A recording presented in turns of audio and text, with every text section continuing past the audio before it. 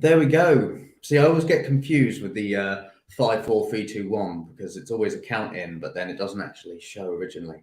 But it is a very epic intro. So we've already got people in here excited to see Dom and all the board, but you're going to be disappointed because by all the board, unfortunately, just me. We have Matt with us, and unfortunately, he is not just spouting a full head, moustache as well. Hey, welcome everybody. Thank you for having me, Dom. Welcome. Yeah, excited to actually chat with you guys. I mean, I'm familiar with Tenset because we were a diamond sponsor way back in 2021, but I definitely feel it is a protocol that's not sure if it's misunderstood, but it's got multiple different aspects to it that even I might not be fully clear on. So yeah, it'd be great if you could introduce yourself and tell everyone a little bit about yourself and also Tenset. Yeah, so I want to start off by thanking everyone that's joining us live, or if you're watching this as a recording, because you're paying attention, which is your most valuable resource, and I want to make sure it's a good use of your time. I'm Matt Milbury, the CEO of Tenset, and Tenset is number one launchpad in the world when it comes, by total, evaluation of the token, at least. But Tenset is like deflationary token with a mission to break the zero,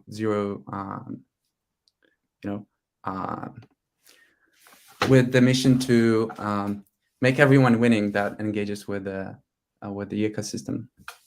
Because you guys have had some really notable launches on your. It's the Diamond Gem Launchpad. Is that what it called, or the Gem Launchpad? Yeah, gems. Gems are like tokens launching on the Launchpad. And you've had a lot that people will recognize: Everdome, Meta Hero, most recently Satoshi Island. Right. I don't know if I've got inside alpha or not. Or whether you've actually announced it, but I've been informed that another is coming up. Have you told people about that yet, or is it still being kept hush? Yeah. So we are not very open about upcoming gems. We're not revealing what these might be, but we have gems on the table that projects we talk with, and so there are certainly more gems coming. And the approach Tenset took from the beginning is more of a quality over quantity. So whereas on other launchpads, when you partake in the launch, you can have various experiences. Your mileage may vary, but with Tenset, our investors have really high expectations, and we always strive to meet them. You guys broke. I'm not sure. I haven't looked recently, to be fair, and now I'm going to type it in whilst we're here. But you guys broke into the top 100 at one point, didn't you? Or was it top 200? Yeah, a couple months ago, we were in the top 100. We are top 220, I guess, 240 something right now. See, I'm looking on bloody. Don't you hate it when CMC doesn't have the has the supply and it gives you some weird one? I'm looking on CoinGecko now, but very impressive. And I know that Meta Hero also broke into the top 100 at one stage. I'm not sure about Everdome. I didn't follow that one as much, but I should have definitely got a allocation, but unfortunately didn't. I think I do actually have a amount staked with you guys. I need to check into that and see what's going on. But yeah, it's changing fast. Yeah, you guys have now delved more into like security. That's aspect. right. Not securities, but actually, security. Yes. Could you tell us a little bit more about that? Yeah, sure. So we see this vertical in crypto security is massively underserved and in a dire need for better solutions. Like 2022, I think was a like record year when it comes to value of assets hacked or stolen. And so the problem is not getting smaller, it's getting bigger and bigger every year. And it's so multi-dimensional. Like, for the first time in the history, people are able to own their money. And it's awesome, it's great. It comes with a lot of advantages, but also it requires humanity, people to grow to that place where they can really be their own banks. And frankly, most of the people lack skills and education and knowledge required to do that effectively. And this is apparent, every day when I go to Twitter, I see, another person, and not like, not even a normie, but like people that are really into crypto getting hacked and their assets being stolen, which is very sad.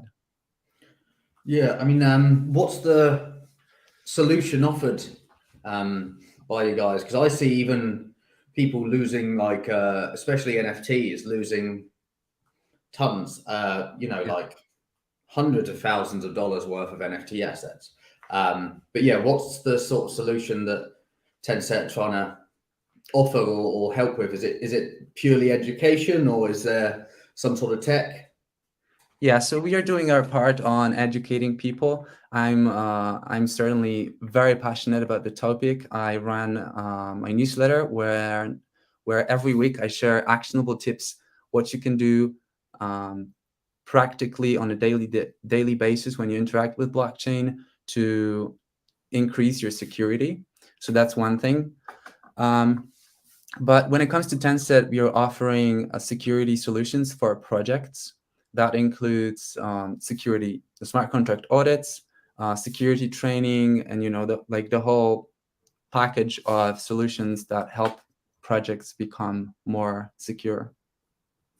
Okay, fair enough. And how did you personally get into this space? So I have an engineering background. I used to be an engineer. I worked for big companies, San Francisco based, and with teams around the world.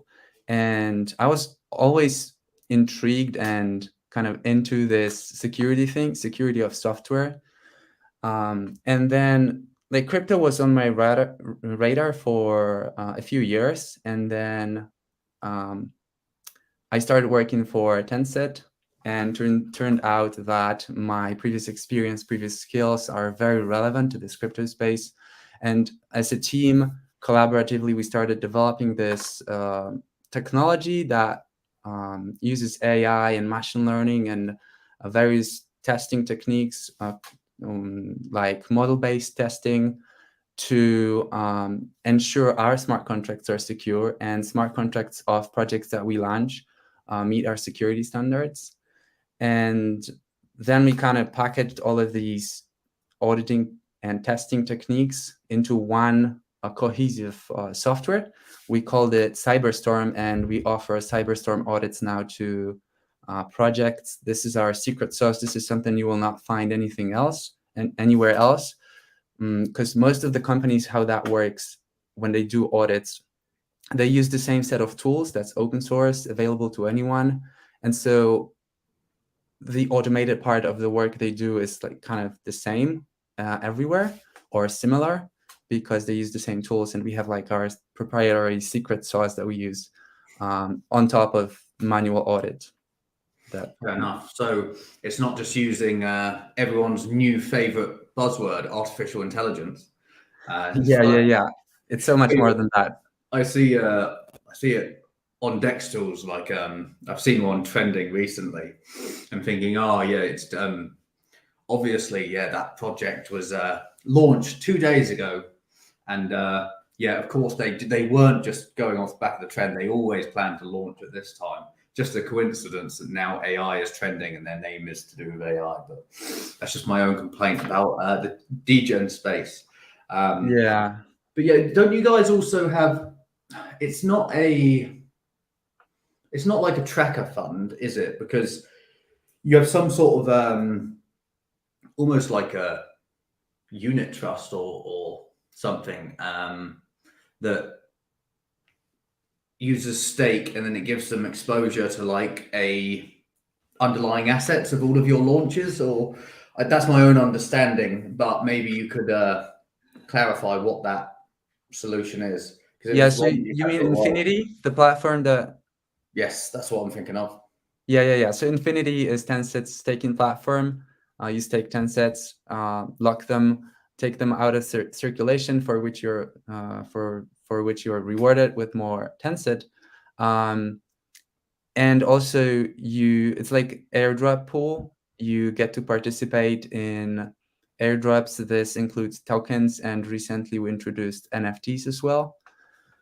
So you get basically free tokens, which for our sponsors is very valuable because they get exposure to people with a lot of tokens in their wallets who might be interested, research the project more, and invest more. More holders as well. Yes, more holders, more distribution. This can also help with this is also a good support for projects that are launching that didn't make it to Tenset Launchpad, but they can still benefit and access at least some of our community members. We got the same curtains, you realize? Yeah, it's almost like if we are in the same room. Yeah, I know. At least I've got a little bit of wall behind me to show, but it's literally night and day. See, I always have the sun blares in through this window and just shines off my bald head. But yeah, glad you've evidently got style. Yeah. It's also nice for like sound and noise cancellation. I see. I hadn't even gone that far into it. So but you sound very good. So because obviously you've got multiple elements that you've already discussed, the Infinity side as well as the security offering. If I said, can you give us the elevator pitch?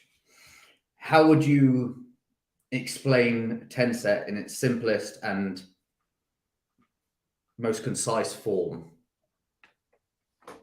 Tenset, the token, is a deflationary token, which means the more people use it, the less of it there is, and the more valuable it tends to become.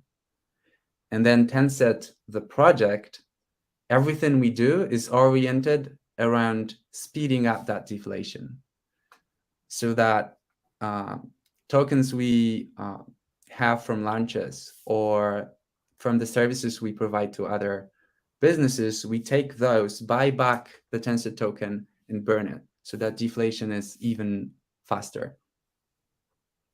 So all services, even though they're different, Launchpad or security, are all linked by the fact that all services buy back and burn Tenset. Yeah, so we do various things, like obviously Infinity staking platform, Launchpad, security services, and that might seem convoluted and like a lot, but there's really one North Star that guides everything we do, and it's to increase the burns of Tenset, the Tenset token. Fair enough. So getting very deep in the comments here. It's going to be a huge topic going forward, I feel, but no amount of security can save you from yourself. Yes, humans are the weakest link and the weakest element of the whole security thing, which, by the way, means everyone is hackable. So fair enough. See, no one can save us from ourselves. Yes, we have to step up and educate ourselves, because there's no blockchain police you're calling when someone takes your on-chain assets away from you. That's true. On that topic, what challenges do you think we need to overcome as an industry, if you take away the humanity, to reach a truly secure environment? You want me to go like in a short term, or like in utopian world? Let's go for both. Let's go for what are the steps to get there, and what does the utopia look like? Yeah, so I think we have two main kind of protocols, which is Bitcoin and Ethereum. And I think for Bitcoin, the security there is really solid. And what we need in terms of Bitcoin is we need more education, people being, understanding what is seed phrase, how is it different from the private key, what is a transaction, how do I interact with the blockchain securely? Because we have trustless system, which is a blockchain, but the way most of the people interact with it is trustful. They trust their wallets, their computers, that they are not hacked or compromised, and that has to change. Like, what's the point of having trustless blockchain if the way you interact with it is trustful? See, it's a big issue. Question here from Shane, is whether you have had any first-hand experience of hacking or loss of assets, either yourself or Tenset. Yes, when I was getting into crypto, I got scammed. Oh yeah, tell us a story. I was a novice. Obviously, that happened on Telegram. So one day I was on Telegram, and there was a notification that I have a Telegram there's new version. I have to update the Telegram, and I clicked it, and then I got like 2 groups. So I was basically added to a fake group, which looked exactly the same as the original one. And there was a link to a scammy website, and I sent my crypto. It was a phishing website, and I lost it all. See, I remember when I was first started VEMP, I actually got contacted on LinkedIn by somebody because I was looking for like adverts and news articles, and I got contacted on LinkedIn. Or in fact, I even contacted this person on LinkedIn because I was searching by, like, for example, Cointelegraph. Networking. I found like an employee, and so what I thought was an employee. So I messaged them. Yeah. And then they said that they were one of the writers, but to message their BDM on Telegram. Mm-hmm. So then I said to this person, here's like a safe word, a password. Can you send it to your Telegram friend so that I know that it's the same person? Mm-hmm. And then the person messaged me with the correct word. And then I thought, well, I want to be double secure. So I reached out to somebody else from this company on LinkedIn. And I said the same thing to him. Do you know who this person is? And can you message them this thing? And they said, yes, this is the person. So I even confirmed it 2 times with different people on LinkedIn who were down as working for this site. And then they obviously had it quite sophisticated in the fact that they had, 3 different and multiple accounts that were in on this. And then I think it was, looking back, it was only like, it wasn't a hack. It was just, I sent like $2,000 for some like banner ads on a website. But yeah, and just the feeling when it happens is awful. Like awful. You know when it's happened, you just feel so bad, and then you think of all the red flags that you saw, and then it's so obvious in hindsight, right? Mm. You're like, how could I get tricked so easily? I know. I actually thought because I'd always been one to think of like scams, like how do they fall for it, and then it just happens to you. But luckily nothing since then for us. Yeah. So, but I never allowed myself to be resentful about this. So the way I think about this, and that might be helpful to people who got scammed or hacked, I never bought any course on crypto. And I perceive that scam that I fell into was my price for having my lesson. Yeah, it just depends. Sometimes the price can vary. Yes, I've heard about people who lost millions due to such malicious websites or signing transactions they didn't intend to sign, but they didn't check it. They Yeah, maybe trusted the website they connected with. yeah, I'd hate to. I wouldn't even be able to get out of bed if that was me. But yeah, luckily our lessons weren't that much. What do you think is missing from Web3 security at the moment, in regards to, well, it could be anything, whether it's ease of use, UX, UI, etc. Yeah, so on the project side, I think we are still not giving it enough thought when it comes to security, like serious protocols. There are some parts of serious protocols that are responsible for the security of like millions of dollars worth of value, which are not audited. Some parts of it may not be audited. And even those audits, some projects approach the security like seriously. They really care not to get hacked. Other projects, they use audits as a marketing tool primarily, not really caring about their security and not approaching it seriously enough. And on the consumer side, I think there's a lot of things. Like security is hard and very inconvenient to interact with the blockchain securely. That's one thing. Another thing is discoverability and usability of these security audits. Like, let me ask you a question, Dom. Have you ever read an audit before interacting with smart contract? No, not. No.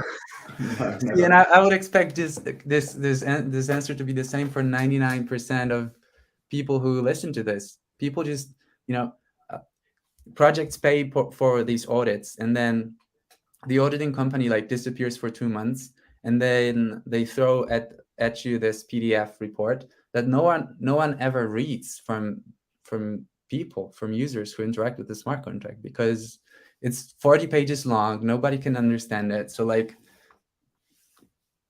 it's like, we could do so much better if we came up with a good way for people to actually benefit from these audits. It's just a lot of it is for the protocol will who should be providing it? Is it the audit company that needs to make it simpler for the protocol? Is it the protocol that needs to build the functionality onto their own front end so that people can, hover over like a info button and download the audit? Or should there be some sort of, well, this is where regulation comes into it. Should there be some sort of industry standard, either developed by crypto ourselves, or when a regulator comes in where they say, well, you need to have this info box if you have a staking thing, etc. So I guess that we need to probably do it better ourselves before we have somebody come in who makes us do it better. Yeah, and another thing is like smart contracts.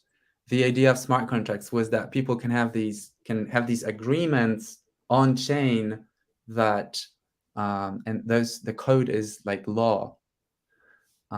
Whereas the reality is most of the people, even if they wanted to, they cannot read the code of the smart contract in a way that's easy for them to understand what will actually happen.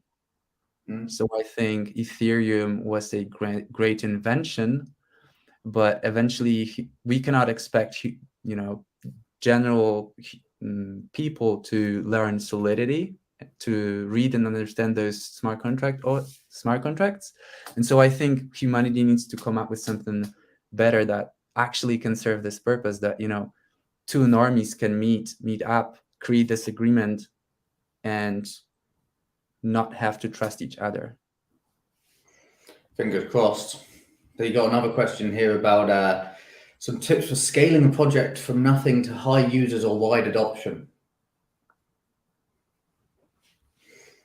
Yeah. Any advice you can give on that? How to scale a project? Pretty much. Well, first of all, create something that people actually want or need, something useful.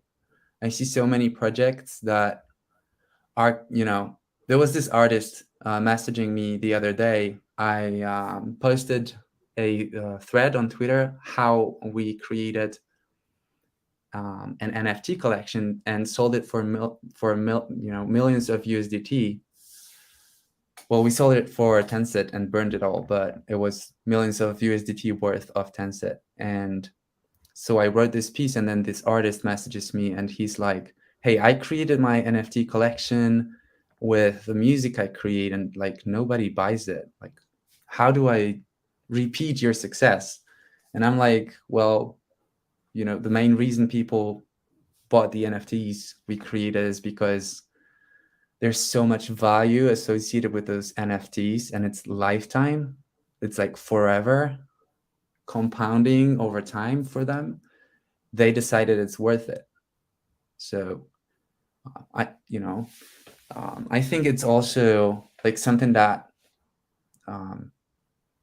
is unique to Tenset is that we have a real thing happening behind the token, services that other companies want to purchase, want to be a part of, and that creates value on the side, which some of that value can then be transferred into buybacks and burns, which is unique because unfortunately many projects are in like shitcoins are created just to suck value out from people who buy this token and not really build like a meaningful long-term thing that people want.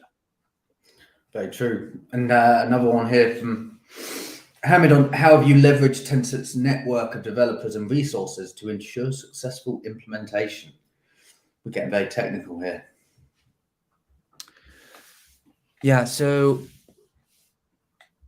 hiring great people is like crucial, and it's hard because there's so much demand and the supply does not meet it. So it's really hard to find great people in crypto.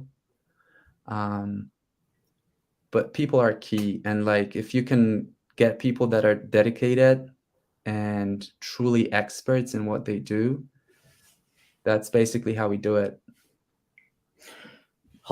Good people are hard to find. Yes, so for sure. Honest people too. So there we are. Hopefully that will sort itself out soon. What's the short-term goals at Tenset, and what are the next 5 to 10 years look like? What's the roadmap? So short term, we have, as we speak, there are auctions of new NFT collection going on, marketplace.tenset.io. And so we are releasing this collection to create massive burn of Tenset.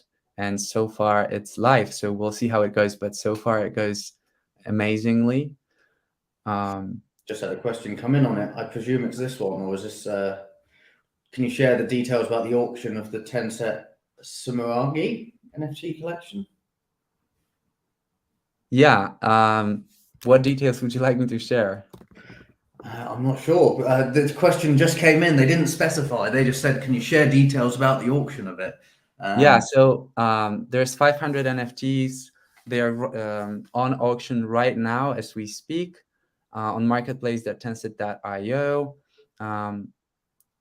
Anyone can participate, so you just need to have Tenset in your wallet, which you can get on pancakeswap.finance.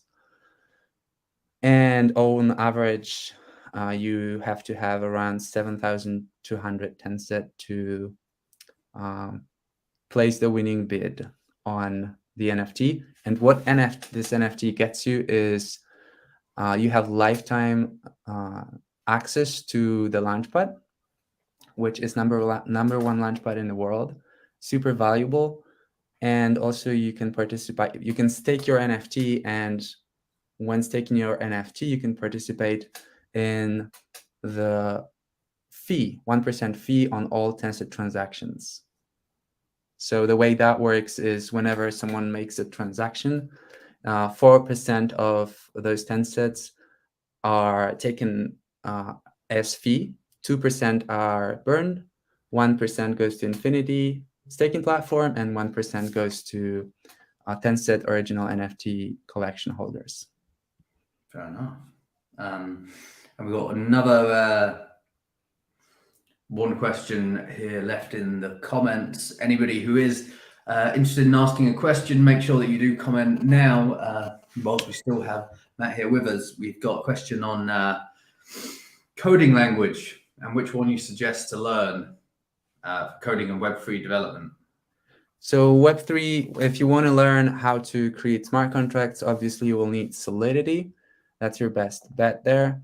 And to kind of write some scripts around your Solidity code or tests, or create websites or even backend services that support your Web3 ecosystem, I would recommend starting with a TypeScript. There we go. By the way, Dom, I just noticed my charger is not charging my laptop, so I'm very sorry about this. Let me fix this, and that will also give a moment for viewers to ask more questions. That's all right.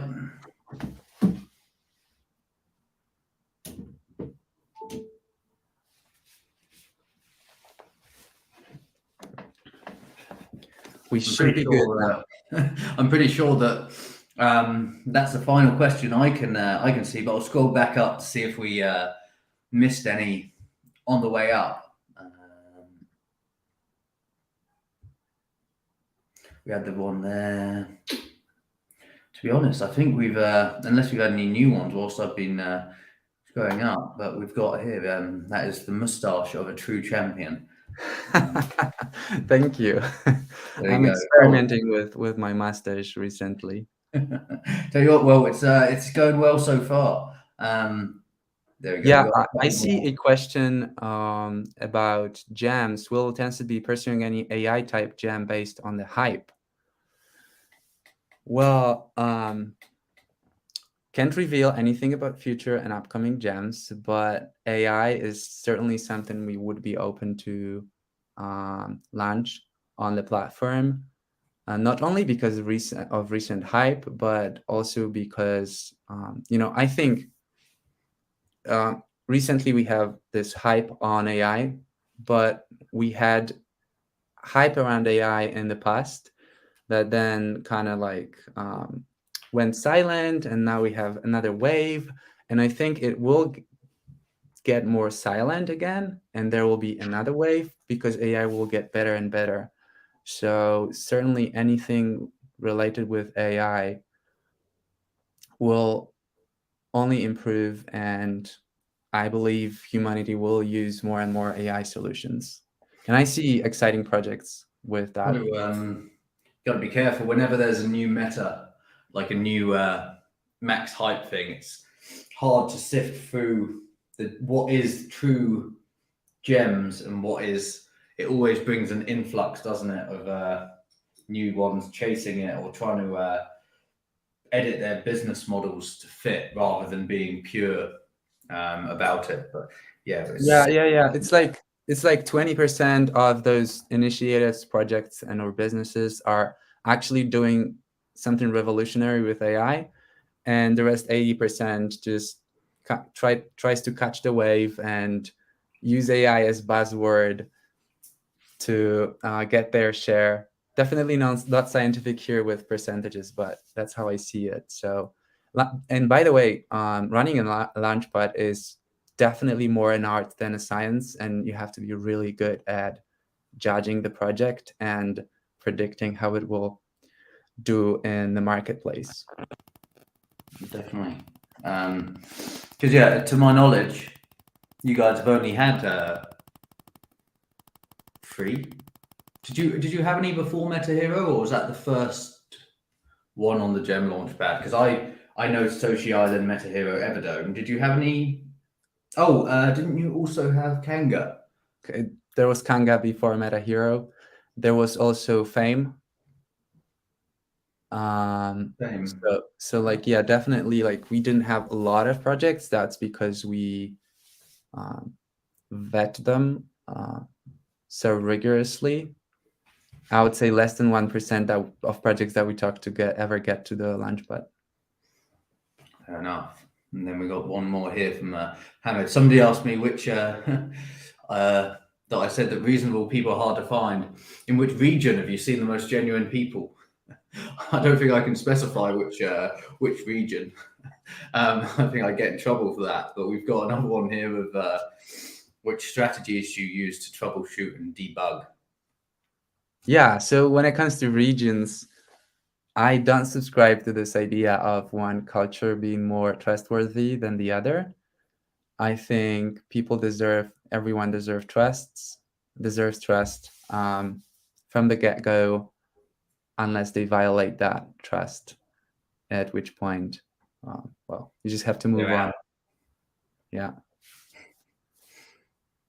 And like, see, it's next one.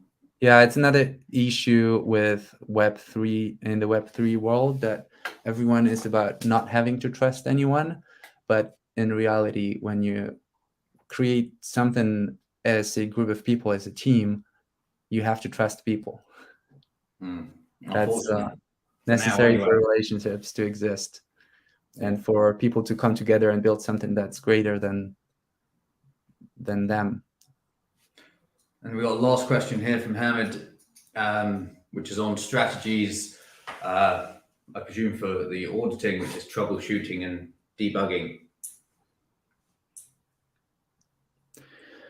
Strategies for troubleshooting and debugging Web3 projects. For backend services, good testing.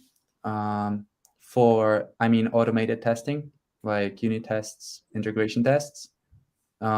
For front-end stuff, same thing. For logic, just write tests. For interacting with wallets, I believe you can write tests and do some manual testing. And especially when you pair it with smart contracts that you deploy to testnet and have like staging environment, interact with those smart contracts on testnet, and always make sure it's the same thing that you then deploy to mainnet. Fair enough. And then we got Anim's come back on the NFTs, just asking about the rewards. This is back to the collection that you spoke about before. Yeah. So there's a few collections, and utilities you get with an NFT depend on the collection.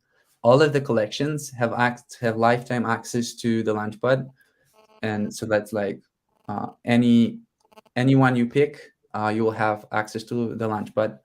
Then some of those collections were created with partners, projects we launch or incubate, and in those cases you get, like, depending on the partner, on the utility that the partner provides, sometimes you get like early access to the game and some superpowers for your character that you have in the game, or access to some areas in the game that other people wouldn't have access. So that's like utilities provided by partners. And then Tenset original collections, which currently include Genesis NFT collection and the one that's right now on the auction. So for Genesis, you get to participate in that 1% distribution of Tenset token that's taken from transactions. And you have access to Discord community, where you interact with me and other team members more, and we get to discuss more like things about crypto and the Tenset project. And what's nice about this community is that you talk to real players, people who really play the game of crypto, know what they're doing, they're serious about this. And with the new collection, you can also participate in the 1% of the tokens. Good stuff. Nice one. All right, well, I think that's all we got time for today. Thank you to all of our guests. Thank you, Matt, for joining and delivering us the specially designed moustache today. It's the more facial hair, the better. They're too used to baldness on here, as you can tell. So yeah, excited to see everything coming up, and I'm going to check out your NFT marketplace after this because it wasn't around last time I went onto the platform. But thank you for having me, Dom. I really appreciate it. And if people want to ask me more questions or see what I'm up to, I'm Matt Milbury on pretty much every major social media platform. Perfect. And I'm sure they'll jump into your socials as well. But don't forget to like and subscribe, everybody. And Matt, thank you very much. And see you next time.